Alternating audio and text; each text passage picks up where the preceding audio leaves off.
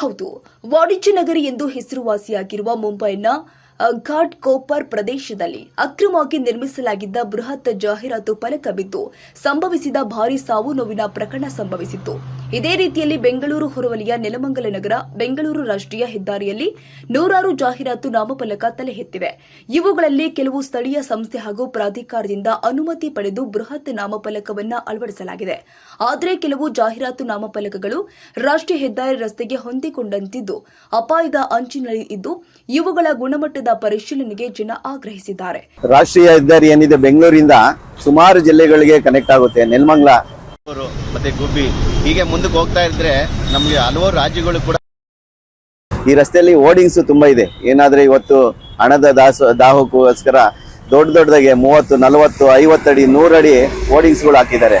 ಆ ಹೋರ್ಡಿಂಗ್ಸ್ ಹಾಕಿರೋದು ಏನ್ ಸರ್ಕಾರದಿಂದ ಪರ್ಮಿಷನ್ ತಗೊಂಡಿದಾರ ಅಥವಾ ಸ್ಥಳೀಯ ಸಂಸ್ಥೆ ನಗರಸಭೆಯಿಂದ ಆಗಿರ್ಬೋದು, ಪುರಸಭೆಯಿಂದ ಆಗಿರ್ಬೋದು, ಈ ತರ ಪರ್ಮಿಷನ್ ತಗೊಂಡಿದಾರ ಇಲ್ವಾ ಗೊತ್ತಿಲ್ಲ. ಇನ್ ಕೇಸ್ ಅದ್ ಪರ್ಮಿಷನ್ ಅನುಮತಿ ಪಡೆದಿದ್ರೆ ಸಂಬಂಧಪಟ್ಟಂತ ಅಧಿಕಾರಿಗಳು ಅದ್ರಾಗಿರ್ತಕ್ಕಂಥ ಕಬ್ಬಿಣ ಆಗಿರ್ಬೋದು, ಸಿಮೆಂಟ್ ಆಗಿರ್ಬೋದು, ಇದು ಕ್ವಾಲಿಟಿ ಏನಾಗಿದೆ, ಅದೇನಾದ್ರೂ ರಸ್ಟ್ ಹಿಡಿದಿದೆಯಾ ಅಥವಾ ನಟ್ಟು ಬಾಲ್ಟು ಲೂಸ್ ಆಗಿದಾವೆ. ಯಾಕೆಂದ್ರೆ ಇವತ್ತಿನ ಸ್ಥಿತಿಲಿ ಮಳೆ ಗಾಳಿ ತುಂಬಾ, ಇವಾಗ ಮಳೆ ಸ್ಟಾರ್ಟ್ ಆಗಿದೆ, ಮಳೆ ಗಾಳಿ ತುಂಬಾ ಬರುತ್ತೆ. ಈಗ ಕೆಲವೇ ದಿನಗಳ ಹಿಂದೆ, ಸುಮಾರು 10 ದಿನಗಳ ಹಿಂದೆ ನಮ್ಮ ಮುಂಬೈಯಲ್ಲಿ ಸುಮಾರು ಜನ ಸಾವನ್ನಪ್ಪಿದ್ರು. ಅದು ಅನ್ಎಕ್ಸ್ಪೆಕ್ಟೆಡ್ ಆಗಿ ಆಗುತ್ತೆ. ಯಾಕೆಂದ್ರೆ ಇದನ್ನ ಕ್ವಾಲಿಟಿ ಚೆಕ್ ಮಾಡಿದಿದ್ರೆ ಅಲ್ಲಿ 14 ಜನ ಮರಣ ಹೊಂದೋದು ಕೂಡ ತಡೆಗಟ್ಟಬಹುದಾಗಿತ್ತು. ಅದೇ ರೀತಿ ಅಲ್ಲಾಗಿರೋ ಅನಾಹುತ ಇಲ್ಲೆಲ್ಲೂ ಆಗ್ಬಾರ್ದು, ಬರೀ ನೆಲಮಂಗಲ ಅಲ್ಲ ಸುತ್ತಮುತ್ತಲು ಎಲ್ಲೂ ಆಗ್ಬಾರ್ದು ಅನ್ನೋದು ನನ್ನ ಉದ್ದೇಶ. ಅದ್ರ ಜೊತೆಗೆ ಕೂಡಲೇ ಸಂಬಂಧಪಟ್ಟಂತ ಅಧಿಕಾರಿಗಳು ಒಂದು ತಂಡ ರಚನೆ ಮಾಡಿ ಎಲ್ಲೆಲ್ಲಿ ದೊಡ್ಡ ಹೋರ್ಡಿಂಗ್ಸ್ ಹಾಕಿದಾರೋ, ನೆಲಮಂಗಲ ನಗರ ಆಗಿರ್ಬೋದು ಅಥವಾ ರಸ್ತೆಯಲ್ಲಿ ಆಗಿರ್ಬೋದು, ದೊಡ್ಡ ಹೋರ್ಡಿಂಗ್ಸ್ ಏನ್ ಹಾಕಿದಾರೋ ಆ ಹೋರ್ಡಿಂಗ್ಸ್ ನ ಚೆಕ್ ಮಾಡಿ ಆ ಕ್ವಾಲಿಟಿ ಇದ್ರೆ ಮಾತ್ರ ಅಲ್ಲಿ ಬಿಟ್ಟು, ಕ್ವಾಲಿಟಿ ಇಲ್ಲ ಅಂದ್ರೆ ಕೂಡಲೇ ತೆರವುಗೊಳಿಸಿದ್ರೆ ಮುಂದೆ ಆಗುವಂತ ದೊಡ್ಡ ಅನಾಹುತನ ತಡೆಗಟ್ಟಬಹುದು ಅನ್ನೋದು ನನ್ನ ಅನಿಸಿಕೆ. ಹಾಗಾಗಿ ಕೂಡಲೇ ಎಚ್ಚೆತ್ಕೊಬೇಕು ಅಂತ ನಾನು ಮನವಿ ಕೂಡ ಮಾಡ್ತಾ ಇದ್ದೀನಿ. ಇನ್ನು ಈಗಾಗಲೇ ಮಳೆಗಾಲ ಆರಂಭದಲ್ಲಿ ಹೆಚ್ಚಾದ ಮಳೆ ಬಿರುಗಾಳಿ ಸಮಯದಲ್ಲಿ ರಾಷ್ಟ್ರೀಯ ಹೆದ್ದಾರಿ ಪಕ್ಕದ ಎತ್ತರದ ಕಟ್ಟಡದಲ್ಲಿ ಇದೇ ರೀತಿಯ ಬೃಹತ್ ಜಾಹೀರಾತು ನಾಮಫಲಕಗಳು ಇದ್ದು ಇವುಗಳಿಗೆ ಸಂಬಂಧಪಟ್ಟ ಸಂಸ್ಥೆಗಳಿಂದ ಯಾವುದೇ ರೀತಿಯಲ್ಲಿ ಪರವಾನಗಿ ಪಡೆಯದೆ ನಿರ್ಮಿಸಲಾಗಿದೆ ಎನ್ನಲಾಗ್ತಾ ಇದೆ. ಇತ್ತ ಯಾವುದಕ್ಕೂ ಈ ನಾಮಫಲಕಗಳ ಗುಣಮಟ್ಟ ಹಾಗೂ ಅವುಗಳ ಸಾಮರ್ಥ್ಯವನ್ನ ಪರಿಶೀಲನೆ ಮಾಡಿ ಮುಂದೆ ಆಗುವಂತಹ ಅನಾಹುತವನ್ನ ತಪ್ಪಿಸುವಂತೆ ಆಗ್ರಹಿಸಿದ್ದಾರೆ. ಸರ್, ರಾಷ್ಟ್ರೀಯ ಹೆದ್ದಾರಿ 4 ಮತ್ತು 48 ಎರಡು ಹೆದ್ದಾರಿಗಳು ನಮ್ಮ ಬೆಂಗಳೂರಿನಿಂದ ನೆಲಮಂಗಲದ ಮೂಲಕ 28 ಜಿಲ್ಲೆಗಳಿಗೆ ಹೋಗುವಂತ ಒಂದು ಹೆದ್ದಾರಿ.